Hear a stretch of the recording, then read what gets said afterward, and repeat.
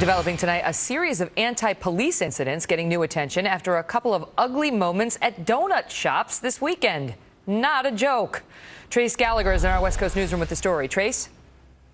And Megan, in recent days, we have seen a flurry of anti-police sentiment in fast food restaurants, but the truth is it's been going on now for more than a year, from Chipotle in New York to Taco Bell in Kansas. At a Dunkin' Donuts in West Hartford, Connecticut, a police officer was in line for coffee when an employee in front of customers said, quote, "He didn't get the message. We don't serve cops in here." The officer walked out and the employee was dragged out by her manager to apologize.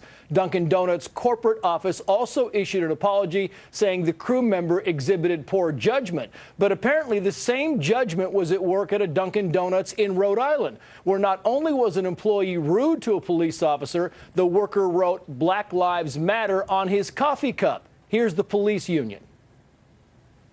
The Black Lives Matter and posting stuff like this against our officers is unacceptable. We're seeing the trend of this organization, which is anti-police. They're condoning violence against police.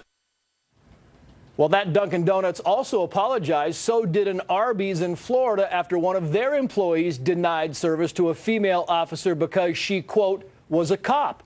In that case, the police union did not accept the apology. Instead, they called for a national boycott. And then there were the two cops working the late shift who walked into a Whataburger in Texas and were told flat out, "We don't serve police officers." The officer left. Whataburger fired the employee for what it called an isolated incident. But to police around the country, it doesn't feel very isolated.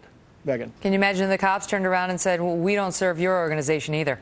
How'd that work out? Trace, good to see you. We'll be right back.